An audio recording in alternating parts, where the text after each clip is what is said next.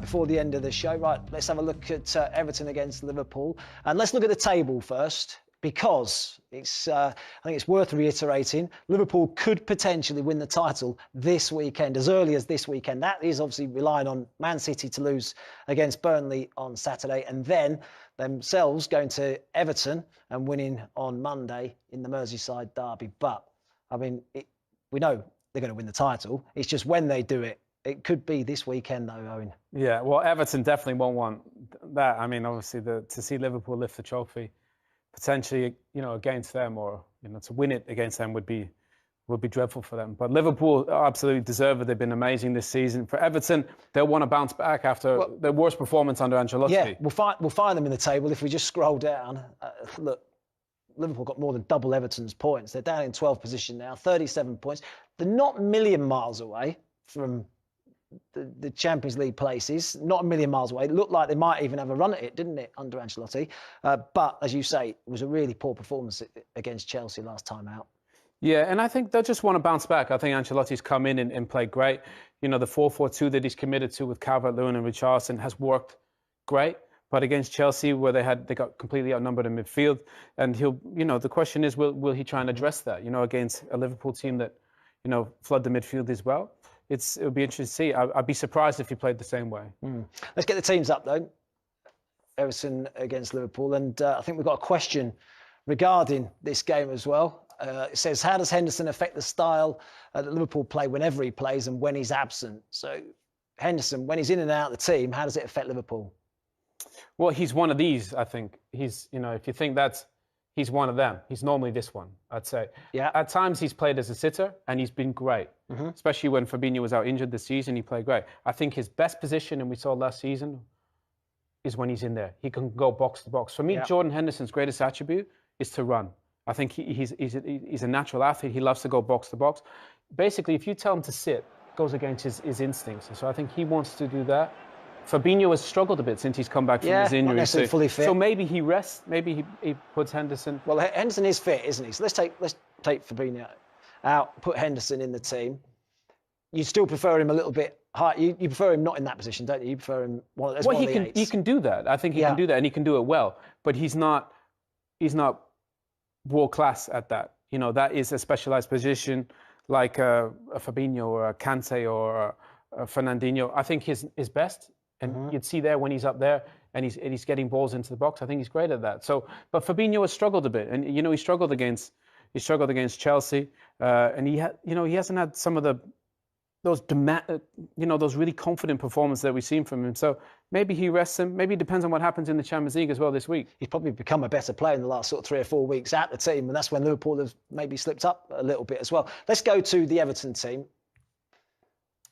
and Ancelotti, and I mean, this is the way Duncan Ferguson pretty much set them up, wasn't it? It's not like it's changed too much, is it, since he's come in, though? He is still playing 4-4-2. Richarlison and Calvert-Lewin look like a real handful up top. I mean, it changes in and out of possession a little bit.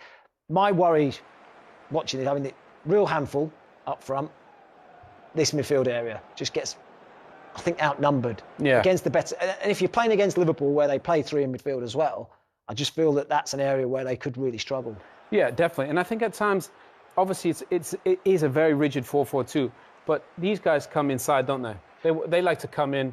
Yeah. And you get the fullbacks, they'll be getting further forward. But obviously, when you're getting overrun against someone, and these guys are there, if there's only 2 in there, he's not. I love Gomez, but he's not great out of possession. He's not a sitter, and he's not a 10. So if you're only going to have 2 in there, and these guys. I think he made an interesting point in that interview where he said we weren't compact.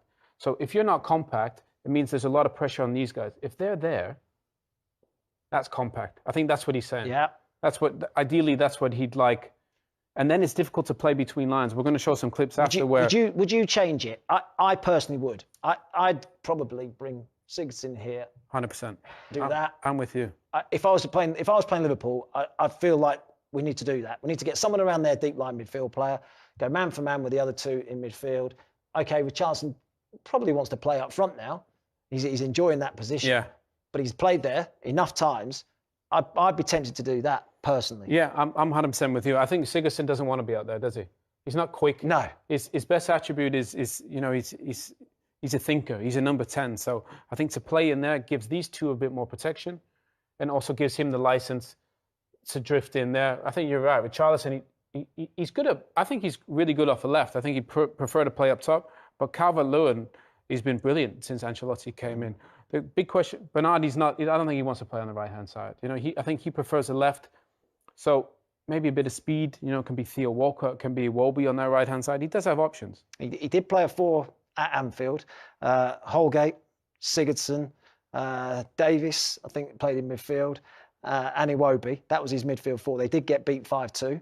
So personally, again, Sigurdsson doesn't want to be out there against Trent Alexander-Arnold. No, he's not exactly going to beat him for pace, is he? No, but there's a huge difference between playing a 4-4-2, and we'll show some clips where they are rigid 4-4-2. Yeah. Whereas if the two stay up like they did against Chelsea, you're in trouble. All these guys are under pressure. But if they're really compact, yeah, then that can work. So it narrows off a bit, yeah. And then basically everybody gets quite narrow. Mm-hmm. And then it's hard to play between the lines. You know, then you can double up against Trent, Sardinia, who I really like, Sidibe, who I really like. You know, 2v2 on the outside against Robertson and Alexander-Arnold.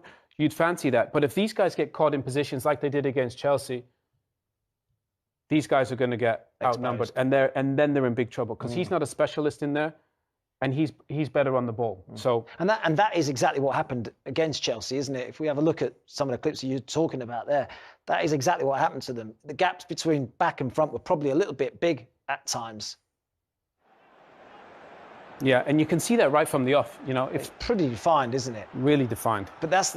I mean, there's your 4, your back 4 in line. Okay, your midfield 4, slight off that. Then these are your front 2 here. But that gap between the front 2 now and the midfield is probably too big.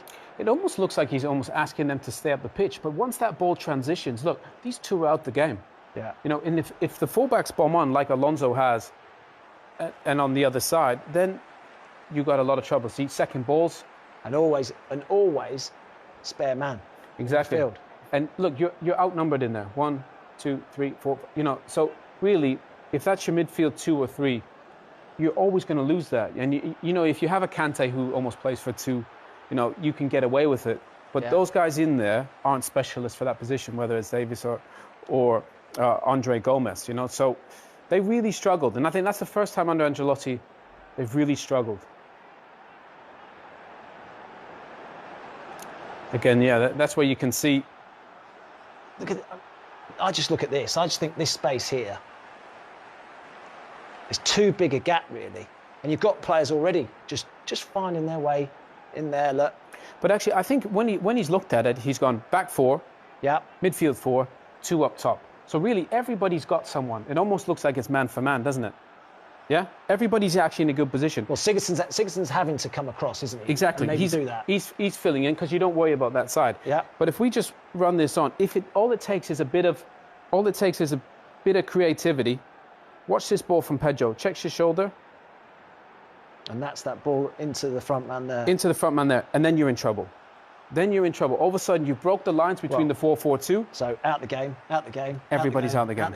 Out the game. And then all of a sudden, you're chasing shadows. Yeah. And I think he likes the 4-4-2 because it gives a bit of structure. But once you get beyond the lines, all of a sudden you see the space that opens up. Gilmore plays it out to the right-hand side. Azpilicueta's in there. Mm-hmm. And I think that's the problem. If you play the 4-4-2 and people play quick like Chelsea did, and you get into these pockets there, look how easy that is. Yeah. And then you get pulled apart. And defensively, they really struggled. You know, whether it was Keane or Holgate. Probably they could have had more, Chelsea. They were so dominant. And I'd just be interested to see if he makes them more compact. I mean, they play sort of three at the back, don't they? And 1 pushed on. So they always have 1 of the fullbacks pushed on. It almost becomes a 3 at the back when you've got possession. But are they quick enough to get themselves back into that 4-4-2? That's my question when they play that way. Sidibe gives the ball away, and look at his reaction now. All of a sudden, by being high up the pitch, he's in big trouble. And Lucas, he's so far out the picture. That's the thing, yeah. If your fullbacks get caught there at the bridge and you turn over possession, you're in trouble. You're in big trouble. You know, when you're chasing the game. So get away with it. I actually think the strength of the team really is in the fullback area. Trust them to get forward and let the just two midfield players just sit and almost protect. So here, I'll ask you this question. This is the midfield four. This is the back four here. Should the back four drop off? Should the midfield four push up? Should they? Are you happy with that? Because I look at that and I still see, even though they've got those lines, look at that in there. They've still got 1, 2, 3, 4 people, 4 players, Chelsea, in between the lines. But you can see that they've worked on the shape, right? So you got the back four, you got the midfield four, and you got the 2 up. That's always apparent. But the problem is they worked on the 4, but the players have either that's Billy Gilmour, behind it, and then you got other players there, Ross Barkley, and other players. So you've got your 4, but if players are behind into these spaces, I think the back 4 is in a good spot. Okay. But I think Andre Gomez, he's not a natural defensive player. He needs to be there. He needs to see the shirt number on Davis. He needs to be able to see his shirt number, but he's too flat. Sigurdsson is too flat. He needs to be in there as well. And then one of these 2 centre forwards, in my opinion, needs to drop off and sit on Gilmour so he can't get out. But right now, they're playing as a 2 up top rather than that. It's too easy for him to get out. So I think if everybody just shifts over a few yards, but the spaces that Ross Barkley and Pedro, I mean, it's just acres of space, isn't everybody's in space. Yeah. And we always say good players find space, but there's too much space. And there's always an out ball. And Everton chase shadows the whole game. And I think that's where sometimes... they've broken the lines and the ball's ended up in the back of the net. The 4-4-2 is good, but it can be too rigid. And I just think it'd be interesting to see if he just tweaks it a bit. Because if he plays like this, they'll be in trouble there. And then you get turnover of possession. Yeah. I mean, look at the spaces that open up. The too light midfield, too easy to play around people. I mean, I guess he could do that. He could play one of the strikers dropped off as a number 10, really. He could play with Charlton in that position, no problem, couldn't he? But I think if you're going to play somebody like a Fabinho or Henderson, one of the centre forwards, Calvert-Lewin, could just drop off. Sit on him. Could sit on him, out of possession. And then this is Giroud's goal. Again, they don't deal with it from the set piece. But this was as bad as it's going to get for Everton because, you conceded goals in the set pieces, you conceded goals on the counter-attack, you made individual errors. We haven't seen this from Everton under Ancelotti, so hopefully that was just a blip. But they'll have to be at their best against Liverpool because if you're not, you'll get punished like Chelsea. And what do you anticipate happening then? Well, I think Liverpool are just too good for everyone. They've proved that, and I think they'll be too good for Everton, but surely it won't be 4-0. What do you think then? I think Liverpool 2-0. Yeah, I fancy Liverpool as well. OK, we've got another tweet, and it comes about Billy Gilmour. How good is he? Next Paul Scholes, in my opinion, says Fussell. What do you think? Next Paul Scholes, bit early to talk about. I mean, in those terms. One thing I'll say, I don't think we'll ever get another Paul Scholes. Paul Scholes was a one-off. But if we're talking on 2 performances, which he's had, Billy Gilmour, couldn't have played better. Honestly, close to perfect. So that's high praise, Paul Scholes, but that's almost the way he's played in his first 2 appearances. So we don't want to put any pressure on him. He's only 18, but he's been... What is it about him that's really impressed you? Well, if you looked at him, you'd say, that's not going to work. Because he's very slight, he's very small, and maybe that's why he hasn't got an opportunity sooner.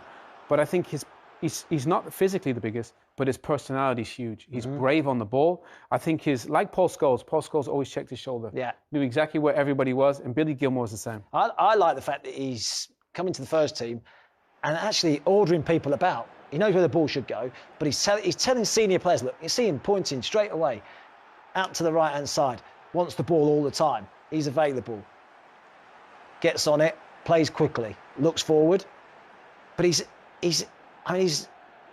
dictating to some of the senior players exactly what he wants. Again, I love watching him just shouting to some of these senior players. Look, you can see him pointing there. Matt, but he knows where the ball needs to go. Yeah. When it gets somewhere, he knows this ball. This is the one there, and because he's played that position in the academy. Yeah. And because he's had Jody Morris as an academy, he's actually playing the same position he did in the academy. And I love that touch there. That touch there, as simple as it looks, most players would probably just pass that back. But because he turns straight away, the picture becomes a positive one. And then all of a sudden, everybody knows we're playing forward. Yeah. And I think they're just the little things, but his sense of space is exceptional for an 18-year-old. There was a young kid who made his debut alongside me for Charlton, John Joe Shelby. He was 16 and he was just like this. Came into the first team, demanding the ball, shouting at senior players around him, dictating things. I was like, hang on a minute, this kid's 16 years old. He's brilliant. The fact that he's come in and so confident that he can come into a first team and do exactly that. But I think all the players want is, can you trust him? When you give him the ball, can you trust him? And you can tell the Chelsea players trust him. The centre-backs trust him. The attacking players know he's a good footballer. So he's going to get them the ball when they need it. You know, he doesn't take too many touches at times. I think he keeps it ticking. And his sense of space for a young player is really good. And the only thing I thought he could struggle with is the physicality, but he's brave. And if he's brave in that position and he's physical, then the sky's the limit for him. Yeah. The big question really for Frank Lampard is, does he keep his place? Aston Villa this weekend, does he keep Jorginho out of the team? Yeah, 100%. Yeah? You ride the wave, yeah. Until he struggles, and he's not, even that there, until he struggles in a game, I don't think you take him out. I think you got to ride the wave. Owen, brilliant today. Really appreciate your time. Thanks to you for watching as well. I think all